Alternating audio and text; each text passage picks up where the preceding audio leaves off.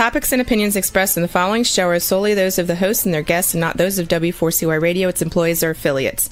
We make no recommendations or endorsements for radio show programs, services, or products mentioned on air or on our web. No liability, explicit or implied, shall be extended to W4CY Radio or its employees or affiliates. Any questions or comments should be directed to those show hosts. Thank you for choosing W4CY Radio.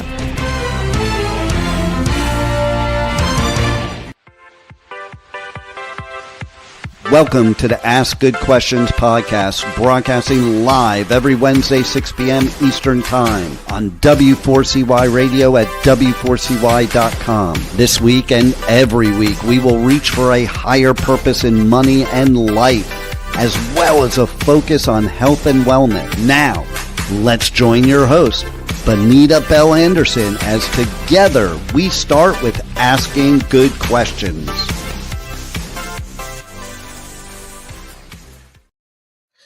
Hey, welcome to the Ask Good Questions podcast. I am Bonita Bell Anderson, your host, and I am super excited today. We have another female financial advisor on with me today. Her name is Reshell Smith, CFP, and I will invite her onto the proverbial podcast stage now. Here she comes. Hey, Reshell. Hello, how are you? I'm good. You're coming at us from Orlando, Florida. O-Town. And I already asked her if she goes to Disney all the time, and she says, nah. I do not. No. I do not. Nah. So anyway, well, I'd like to begin with I'm going to kind of shorten this bio because it's a long one. She is the founder and president of Ames Financial Solutions, which is a virtual financial planning firm where she offers comprehensive financial planning services. She focuses mainly on Gen X and Y, offering tailored strategies for divorcees, C-suite executives, and first-generation wealth builders, which I hope that we have more and more of those out there. Yes. Her commitment lies in providing financial planning services that ensures her clients navigate their financial journey with precision and confidence. Now, I'm just going to briefly talk about some of these awards. This girl's got some awards behind her. She's a finance contributor for Orlando's NBC affiliate, WESH2/CW18. She is a two-time Stellar Award winner, WOKB 1680 AM, and she is Investopedia's top 100 financial advisors. She was named to Investopedia's top financial advisors in 2018, 2022, and 2023. So she's also written a book in her spare time. She has authored A Woman's Worth, 7 Key Essentials to Financial Independence. People need to have both of our books, don't they? Yes. And that is available on Amazon. She's also the CEO of R.S. Smith Consulting, LLC, which houses She's So Wealthy Academy, She's So Wealthy YouTube channel, and She's So Wealthy podcast. So, my goodness. You are a busy girl, and Yes. It's great because the industry needs more and more women just like you. I agree. Yes, I totally agree. So I am just trying to contribute when and where I can. Yeah, absolutely. That's all any of us can do, right? Yes. So today we're focusing. Now, I went through a terrible, terrible divorce 25 years ago. I didn't have me and I didn't have you 25 years ago. And I had basically characterized myself as being curled up in a corner, sucking my thumb for a while before I finally started clawing my way out of that. I had 3 daughters that were likewise hurting. And so today, because you focus on divorcees, I thought it would be, hopefully we will get out to those people that need this. But so we're going to focus on, that's kind of going to be a big topic. But why did you, what was it that made you decide to think about working with divorcees? I didn't have me either. So I had me, but I just didn't no, right? Yeah. So I am my number one client, right? So when Yeah. I talk about different situations that happen, a lot of times I'm talking about myself. And I worked at another firm for 16 years. And I was in their platinum group where you had to have at least $1 million or more. I'm also one of the early team members because they formed a CFP group. And so I'm one of the early people that was a part of that team or that group. And I worked with people who knew they needed a financial plan and people who were, again, kind of at that million mark or more. And so what I saw was that I only work with men. And I thought, Yeah. there's Yep. something wrong with this picture here, because even when they'd bring in a couple to work on a financial plan, only half of the couple came, right? The Yeah. male half, right? Right. And so I thought, wow, there have been times where I'd say, well, is your wife going to join us? And she's here. We're at the kitchen table. She's here. She's not really saying much, or she's kind of in the background. And so I always thought, well, men typically pass away before women. Yeah. And, if there's a divorce, what does she do? Like, she doesn't know. I had one woman ask me one time if she was able to get a new car. And I'm looking at their net worth and I'm thinking, that, like, what kind of car are you going to buy? Because you Yeah. have way Yeah. Why are more you than asking enough, me? Yeah. yes, to buy a car. So I just felt like I can be relatable because I've had that experience. Also, I have witnessed other people having that experience. And Yeah. unfortunately, many of us have done it wrong. Yeah. There is, although divorce isn't a great thing, there is a right way to divorce. There's a good way to divorce. Yeah. So hopefully we're going to delve into that a little bit today. So Yes, you did have a personal experience. I did. And I I think, did. don't you think that we have more empathy when you've gone through something, whatever it is? But I Yep. think people are able to relate to you more when they know you've been through it.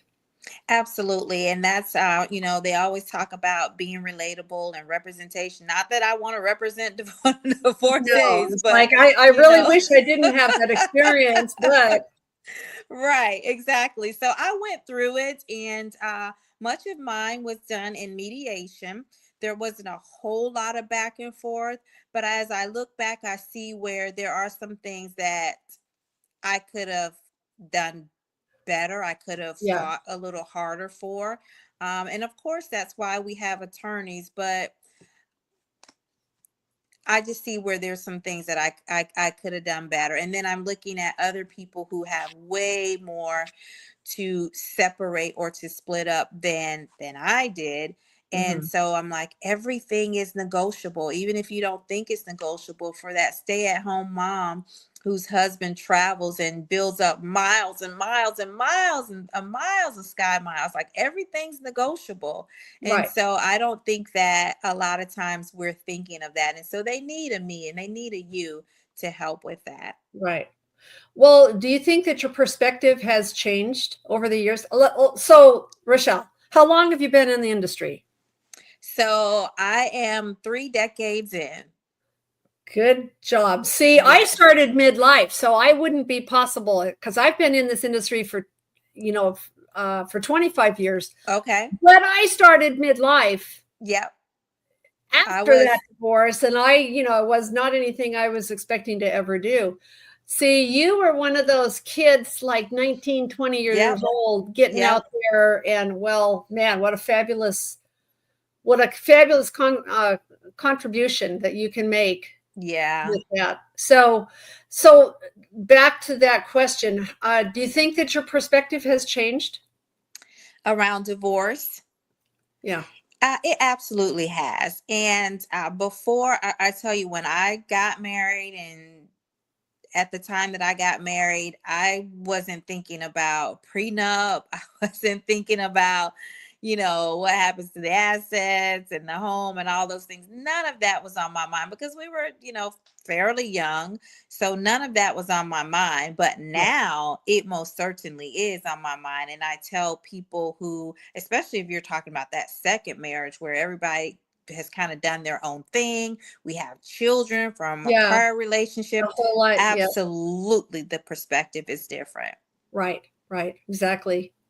Yeah. I've been married again for the last 15 years, and my husband lost his first wife to cancer, where I went through, but his was a completely different perspective. One of the things that he confided in me was that he has a hearing disability, and he was mad at her. There, you see these things about how you go through these different stages, and he was mad because he had depended on her a lot. And so then she up and dies. And so now I find that I fill that role in a lot of ways. But I know that because of my divorce too, I've had people, say, well, you need to talk to Bonnie because she's been through it. So people recognize that you will probably be able to be a good person to talk to because of your past experience. Yeah, and past experience, and also because of the industry that I'm in. So, sometimes you get that attorney and you go into mediation, and they don't know, should we be splitting the traditional IRA or the Roth IRA, or what's even here? What makes this fair? What do you find that you're working mostly with female divorcees, or do you occasionally have male clients? It's occasional with the males. It's predominantly females. I just attracts like. I don't know, but it's definitely predominantly females. Occasionally a male, but I mean truly occasional, out of the blue, occasional. Right. Well, so what kind of services do you provide? Somebody's saying, we're going to get a divorce. What kind of services can you provide to those people that are coming to you for the first time?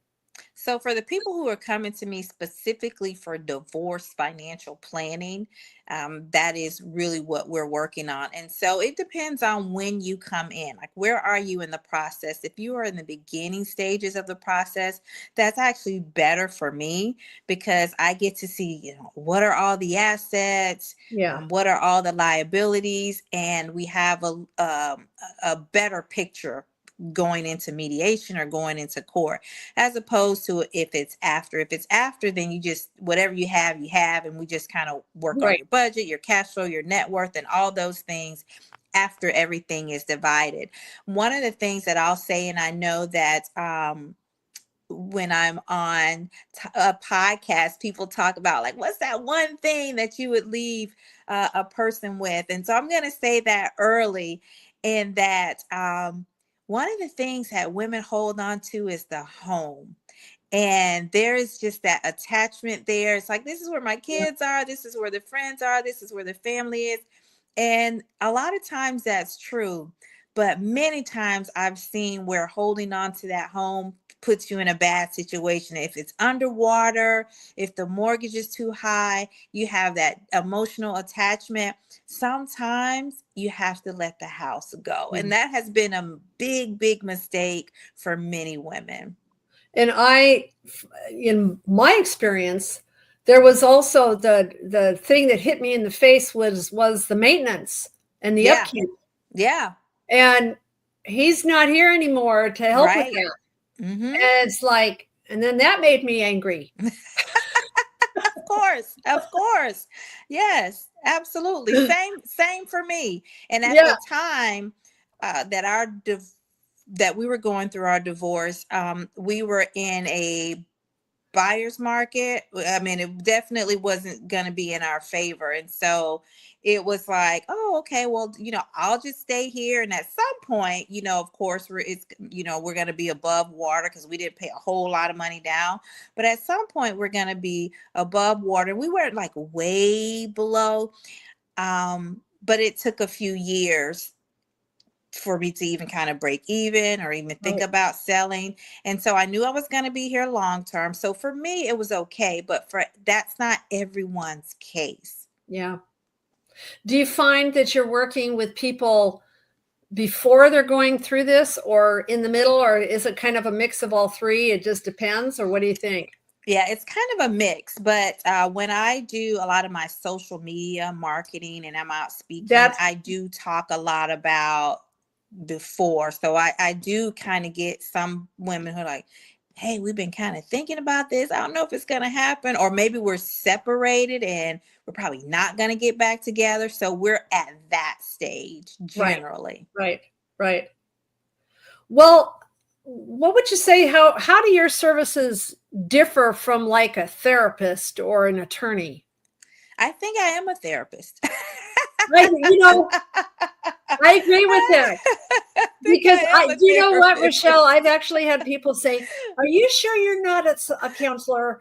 Are you sure Yeah. you're not a therapist?" And I'm like, "Well, I feel like it right now." Absolutely. You have to have a lot of compassion. You have to have empathy.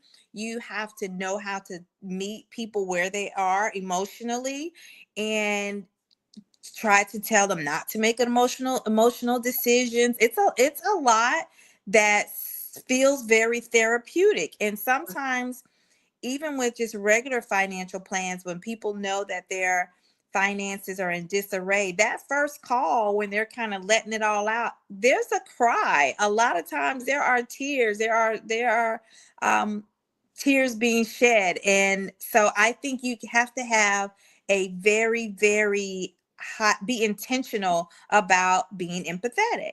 You're right. Yeah, my feeling around attorneys, and as I think back 25 years ago, I was like, oh, what a train wreck. Because the attorney basically was just gathering information. Yeah, right, You right, know, it right, was just thank you, ma'am, and bye. right. And so yeah, so I think that in very that's the thing with women financial advisors is inherently we have more empathy and we have more of a nurturing spirit and all that sort of thing. Yes, we are very nurturing. And, to answer that question, obviously, you're right. An attorney is really looking at get me the paperwork or get me the documents that I need. Obviously, we're trying to be a mixture of working on finances, but being empathetic and being compassionate. Right. Obviously, a therapist is going to have the tools that they need. So we don't have the tools necessarily that a therapist has. So they still do need a therapist, but it does feel like we are part of those therapy sessions. Yeah, I know that the first therapist I went to, it was a male therapist, and all I wanted to do was throw the garbage can at him. Oh, I was just like, and I realized really quickly that what he was offering was not what I needed. right. So, but speaking of that, what do you think some of the biggest challenges are that people face emotionally during a divorce? So probably the worst one is the anger. Yeah. Because when you are angry, you can make some really bad decisions. Yeah. And you know, anger and depression are very emotional about the divorce, not wanting to do it and really wanting to do it. Those kind of run neck and neck, but man, anger certainly makes you do some really bad things. Like you may do something that can send you to jail Yeah. because you're so angry. All you want to do is like revenge. Yeah. Absolutely. You want revenge. You want to take everything. You want to make every topic that You comes want to up a make it hard hurt. time. Yes, you want to make them hurt. So anger is probably the worst emotion Yeah. during that time. Yeah. We've never felt that, Reshell. No, No. not at all. No. We never wanted to. Yeah, yeah. So how about like logistically or legally, what do you think tends to surprise people? Most people have no idea what they're getting into. And Right. the cost. So first of all, Yeah. the cost of a divorce is the shocker for most people. And if you're even in mediation, like, because that's where I was, and I thought, and I don't remember the cost, but I thought, oh boy, we better hurry and get out of this room, because that bill is really racking up, because mediators, they charge what they charge, and they charge per hour. So I think one of the biggest things is the cost. The second thing is the time that it takes to go through a divorce. So some courts are backed up when it comes to family law, and you may see that your divorce gets stretched out for months when you're like, I want to get this thing over with, I want to get it done, but it gets stretched out. So I think that the cost, the time, and when they send those papers and they say, we want to know everything, every bill, every credit card, every account. That hurts too, doesn't it? Oh my gosh. Oh my gosh. People, I think that is a surprise for many people. Yeah. Well, but I have always felt like mediation is less expensive than just going to the attorney, because it's supposed to be, it should be, because if you can somehow work together and make agreements, then with an attorney, you're going to have this major back and forth with sending paperwork, and it can get into a huge mess. Oh gosh. Yeah. Yeah. With mediation, you're right. If you're on the same page and you can kind of knock some of that out even before you go in, that definitely makes it better. Wasn't my case, but I wasn't in mediation for a long time, but knocking things out in advance, we didn't really do that, but that would be a way to help with that expense. Yeah. Do you think that there's some misconceptions out there about how divorce really is? Yeah, I think most of us feel like it's the end, life is over, what am I going to do? And for some people, when they've been with someone for so long, that is their life. That's, what they have known forever. So I get it. But I'm surprised that some people are like, okay, that's it. I'm not dead. We're moving forward. So I think some people have this misconception that like it's a death, it's the end. And in reality, it's the beginning of that next chapter. I know for me, it was, I was married to my first husband for 25 years. Oh, wow. And so it was, and here I am, I'm midlife when this happens. And I very much felt like I needed to reinvent myself. Mm-hmm. I had to anew think, what do I want the rest of my life to look like? And so I think people just, when all the initial things that happen, you're not thinking about that, but eventually I think people, depending on where they're at, if they're really in a funk, then it's going to take longer. Don't you think? And also I think people are not going to want to, I think if people are more accepting of what the situation is, they're going to be more willing to work with you. Sure, absolutely. Yeah. And I think part of my job in putting myself out there as a financial planner who works with divorcees, I think they come in feeling like there's a lot that I already know, and there is. But what I try to tell them, and it's not all just about the money. There's a lot more that goes into it than just the money and just the assets, especially when you have kids and life insurance policies and all those things. It's way deeper than just child support. What do you think the role of communication is and how smoothly it goes? So in my divorce checklist, one of the things that I talk about is Yes. That divorce checklist is going to be in my bonus downloads on the podcast website. Will be a whole flyer that is what Reshell has provided, that is this divorce checklist. And so you can go find that at the bonus downloads on the podcast website. Okay. So Awesome. no, go ahead. Awesome. Thank you. Thank you. But one of the things that I say is if you can keep open communication, you want to do that. Like you don't want one person to close down. Like if you can keep things open, that is the best situation because once people start closing down, lines are drawn, boundaries are set, and now we're just talking through attorneys and Yeah. it's costing us more, it's going to take longer, but if you can keep that communication going and keep the peace, it certainly will help make your final divorce smoother. Yeah. The whole How process is smoother. Oh yeah, yeah. It's difficult no matter how you cut it. But how important do you think a support team is around somebody who's going through a divorce? Where I've seen that show up the most is for people who have children and small Yeah, children.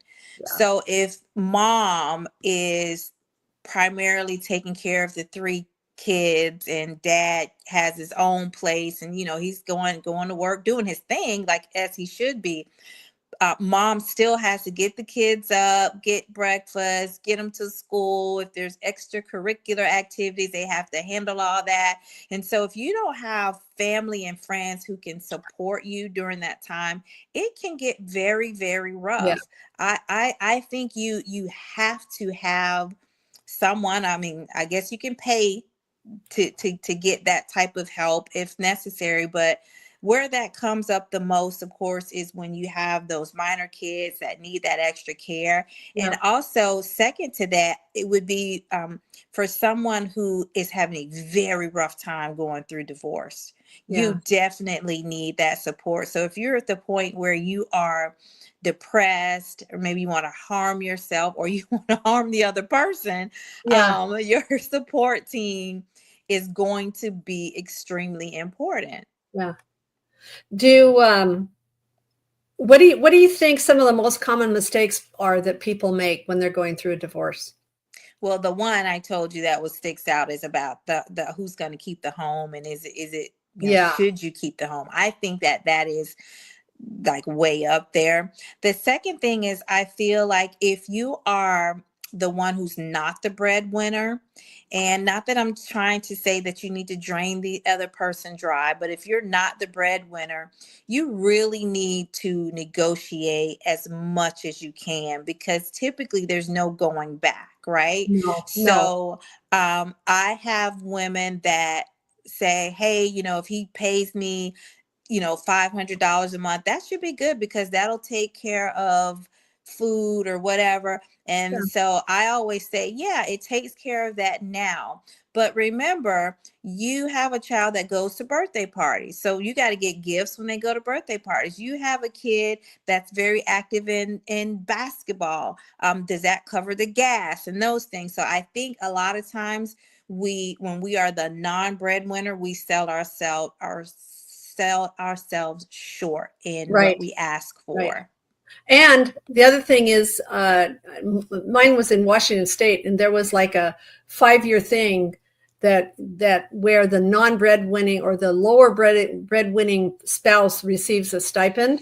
Mm-hmm. Well, I thought it was ready for when that was going to be ending, but man, when Oh, that it's from this date to this date, and then you better be ready when that doesn't is not there anymore. yeah. Yeah, that is Ugh, that is so true. hard. And it kind of like, like you say, stipend or alimony, like it once that some alimony is lifelong. And then so here's the thing, when some of those agreements are written up, it's like, hey, you're gonna get this amount, but do remember that if you get married again, Yeah, this goes away, and then right. you go out there and you fall in love and you get married again, and that money goes away. But then it's like, oh shoot, this isn't gonna work out. So Yeah. you kind of mess yourself up What do you think that there's anything that people do that make it harder for the for divorce the process. yeah, harder than it needs to be? Oh Like, yeah, is there yeah, anything what do you think people do that make it harder than it needs to be? yeah. So remember we talked about anger. Yeah. So remember we talked about anger, and so anger, shutting down communication. those, not planning for the divorce. So that it's going to happen. Like, we're going to mediation today or whatever. Why are you coming in here unprepared? Yeah. To me, that just makes it harder. And those three things stand out. I'm sure there are more, but again, kind of going back to that anger thing, when you are angry and you want to fight over every little fork and Yeah. spoon, you're just making the situation It's just harder. making it worse. Yeah. So would that go along with maybe somebody that is trying to quote unquote win a divorce? Oh I think yeah. I Oh think yeah. it's, yeah, Oh yeah. nobody's winning in this whole thing, I don't Oh think. yeah. And like, think about, I can't think of one specifically, but when you think about divorce in the movies and how this one is trying to up that person, or like who Yeah. gets served first and what state you get served in, those are people who are probably trying to win or get the best outcome for Right. themselves. Yeah. What do you think the stages are that people go through when they're going through a divorce? Like, walk me through, what do you think the emotional stages are? Well, Probably one, anger is the beginning, maybe. yeah, yeah. But probably right before the anger, I think most of us recognize when a divorce is coming, Yeah. right? So there may be that sorrow there. I feel like when you get, if you already know that it's coming, when you get to the table, you're actually not as upset because you've already cried. Like, you've already Yeah. went through the grief of it. But when that kind of settles down, if the other person isn't communicating, or if boundaries have been set and that anger comes in, especially if it's something where you cheated, now that is that's a whole whole set of that anger right there is a different type of anger, and you don't want the Yeah. other person to have Right. anything. You want to make it hard for them, so you're angry, and then you come to the point where it's like, okay, this is what's going to happen. We're just going to, let's get through this process. Let me stay sane as possible, get through this process. Maybe I'll cry, maybe I'll be angry, maybe I'll lash out. And then you get to the end. And I think that end is what you make it. So it's the end of the divorce, but like we said, it's the beginning of your next chapter. And so that is what you make it. So for some people, it feels like freedom. Like, I can breathe now, I can move on with my life. It feels like freedom. And so it's like you have a new look on life. You cut your hair or color your hair. They say that's one of the first things you do, or lose weight, however you Right. decide to handle that. But that feeling, or that particular part of the divorce, to me, is what you make it. Yeah. We're kind of talking a little bit now about like mindset and healing. Mm. What do you think helps people most in moving forward and rebuilding their life? Yeah. So having a plan, one, like, if you just Yeah. kind of get out there and it's willy nilly, you struggle to put the pieces together and to move forward. So having a plan, not just a financial plan, but just a plan as much as you can for your life. I have my clients do vision boards. Okay. Financial vision boards, and just kind of life vision boards. Like, how do you see yourself on the other side of this? So it gives them something to look forward to. It gives them something to plan for. Yeah, I've done vision boards in the past, and I've kept a couple of them, but yeah, that was something that I did. That was kind of my next question. And if there's anybody that doesn't know what a vision board, let's expand on it. What would you say is a vision board? Yeah, I can give a flash of mine right here. I can't show it all, but I keep Okay. mine on my desk because this one that I did is small. But it's just kind of looking at the Yeah. year, and what do you want to have for the year? People do it differently now. You can do a digital vision board, and what you're doing Oh, is you're basically thinking about what you want your future to look like, and taking that out of your mind, out of your brain, and putting it on a poster board or somewhere in your phone, or if you're doing it digitally. So it's something that you can always look at. something that you can meditate on. You can, Mhm. a lot of people pray about the different things that they want to have in their lives, but you don't forget. And a lot of times when you are having a bad day, or you're confused, or you're like, what's my purpose? What do I want to do? You can go back to that vision board and say, you know what? This is something that I said I want to do. Maybe I'll work on this today. And really, to me, that's all about being proactive. Mm-hmm. And instead of just continually ruminating about the past and what if I should have done this, or I should have done that, or he should have done this, or he should have done that, then really this is very much about, I think this is a really good practice for healing, for starting that process of healing. Oh yeah. Oh yeah. And for those, for people who are spiritual or religious, or however you want to call it, Mhm. prayer and meditation are so necessary. Yeah. I think that's the way you get through those hard times. Like, you have to, like it says in the Bible, peace be still. You have to get your Yeah. mind still and get in a place where you can hear what your next moves should be, and have some guidance on that. Yeah. So, what financial issues should people be especially mindful of? Well, coming out of it, that budget. And Yeah. so I'm gonna raise my hand there, Bonnie, because Yeah. I went from 2 incomes, of course, to one, but Yeah. I still lived like I had two.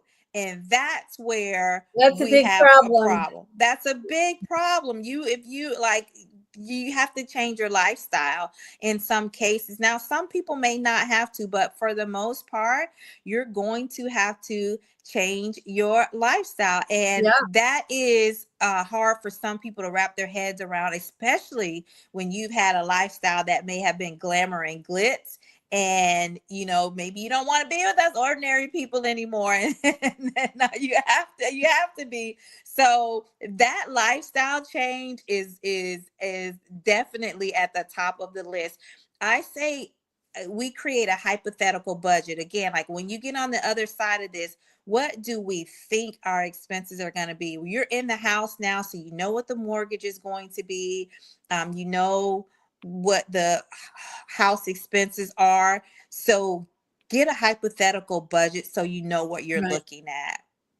And kind of over time, I've thought, instead of budget, I've thought about cash flow. What's Absolutely. coming in and what's Yeah. going out. Yeah.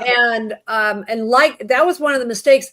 One of the reasons, Reshell, that this podcast is called Ask Good Questions is because when I was starting this podcast and I was asked, well, what do you want to call it? And I'm like, Ask Good Questions, because not asking good questions and not even knowing some of the questions I should ask have been the reason for some of the biggest mistakes I've ever made. Oh, absolutely. I think that's a great. First of all, the title of the podcast is great. The name of the podcast is great. Yeah. It's almost like in school. You ask the basic questions, like, but that's really not going to help you with your homework. That's not going to help you solve the problem. So you're right. Ask good questions. And we've always said no question is a stupid question. Right. We really do mean that. Yeah. We really do mean that. How can somebody protect themselves financially during a divorce? What do you think? You definitely have to pay attention. This is so important to me. You have to, I guess, kind of like sports, you have to be in the game. Don't just let people run over you. I know the attorney is just another person, right? Your attorney and their person, it's just another person. You can't be afraid of them. Try to look at it as having open dialogue, having a conversation.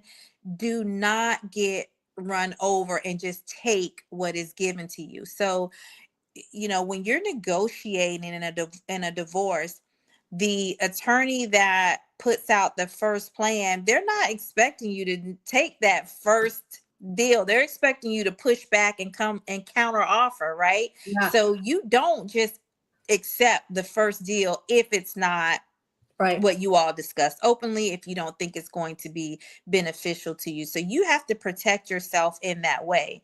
And the second thing is, we talked about like insurance and trust and those things. You got to go back, update your beneficiaries. You have to update your trust, change the language in there. Don't wait, change the deed on your home. Like all of those have to be done. To protect yourself financially. Because this is especially, it comes into play with like co-parenting. Yes. It's just like, oh, you've got to put it aside because you still have everyday life going on. And especially when you're co-parenting, then, it can be incredibly crazy. I remember I had a good friend, one of my longtime friends, who called me every single day. And that really helped in getting through that first little while with how to deal with the enormity of what was going on. Yes, absolutely. In 25 years, that is no short period of time. Yeah, that's length. It was something. It's years. So we could go on, I think, for a while, but we're almost done. We can go on for a while. Yeah, we could tell I could tell stories and you could tell stories, but we'll just kind of leave it like it is. We've kind of hinted around at some of the things that have happened to us. But okay, so remember what you said. What's that one thing? We're going to wrap up now. Yes. What would you say would be the one thing you want to leave? I want to make sure people go and get your checklist. Sure. If they are going through this, but what would you say to someone who's potentially going through this? So I did say that one thing, but I would go above that and say divorce can be tough, right? So I don't know where we are now. We're probably still in the 50%, somewhere around there with the divorce rate. Yeah. So I say you have to do things before you get married, right? Because there is that probability. I know everybody's in love and divorce is not a sexy topic, but I say do things before you get married. Right. If you need a prenup, you just need a prenup. It is a tool. Yeah. If you need to set up a trust so that you do not unintentionally disinherit your children from a previous marriage, then set it up. Yeah. So pre-divorce, to me, preparing for that is actually doing things before you even walk down the aisle. It's kind of like, what do you want life to look like? And so like I've said this in other settings, but it's like you plan for the worst, but you hope for the best. Yes. I mean, it's not sexy, but the percentages, the statistics are not always in our favor when it comes to having a long, successful marriage. So go in with some protections. Right.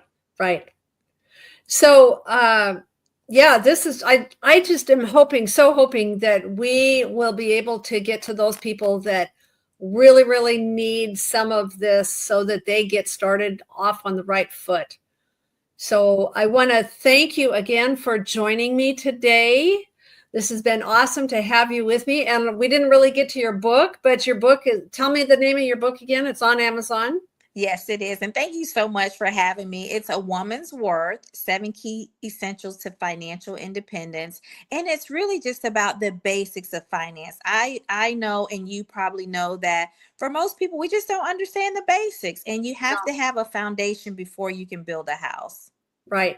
Exactly. Well, I am hoping that we have answered and have asked some good questions that people will say, oh, gee, I better ask that. Go ask that. Yeah. So anyway, thank you so much for joining me today. And with that, we will say thank you for joining the Ask Good Questions podcast. Thank you for having me. Today's episode is over, but we did ask good questions again, didn't we?